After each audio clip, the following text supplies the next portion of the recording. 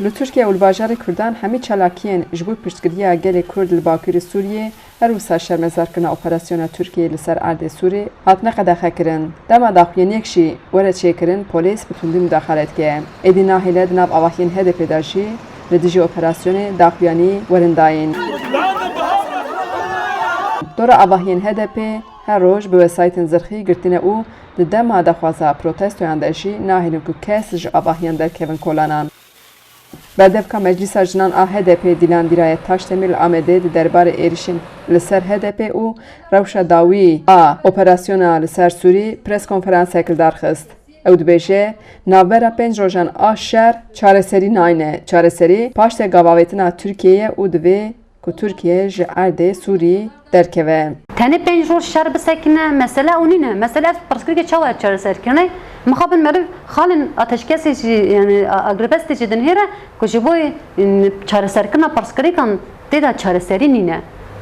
Tê de dixwazin dagirkeriyê bi dom dirêj berdewam bikin weke fermî bidin nasîn. Ev jî xeterê mezin e.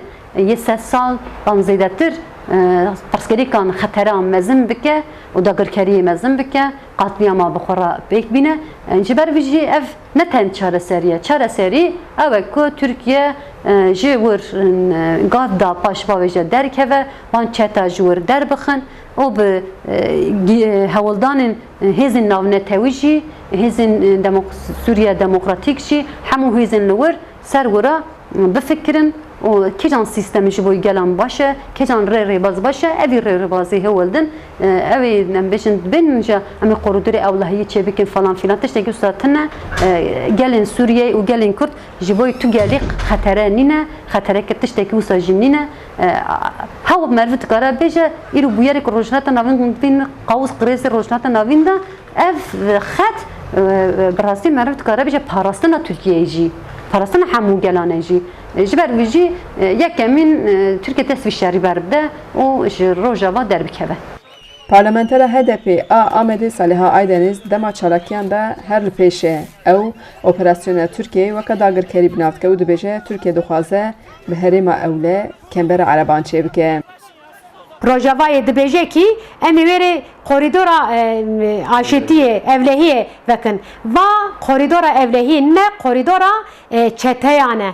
Yani çawa 1960 de bazı rejimi kembera araba çekir xwestin Kurd bê war û bê ew bihêlin îrozê devleta bi destê devleta Tirkiye tê xwestin ki wêrê kembera araba am bi navê belkî kembera evlehiyê ama dixwaze ki gelê êro pênaber bûne li Tirkiye wana ew bikin. Wana ji Sûriye hatin.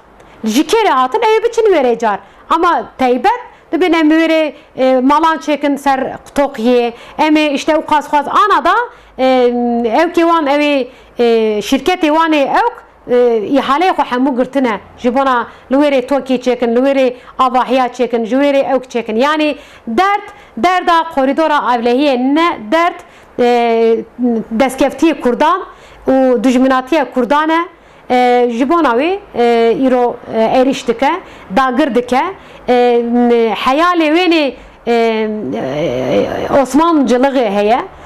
Nerazîbûnê li dijî operasyonê zêdenê lê qedexekirina çalakî û protestoyan her wisa êrişa polîsan rê nade ku kes li dijî operasyonê helwesta xwe nîşan bide. Hevseroka HDP Amedê Hülya Alokmen uyanık jî dibêje ji ber ku tenê HDP li dijî vî şerî dertê dibe hedefa zext û êrîşan. Tenê HDP li vê hemberê tezkere derket û got vê em bêjin îşgalê qebûl nakin.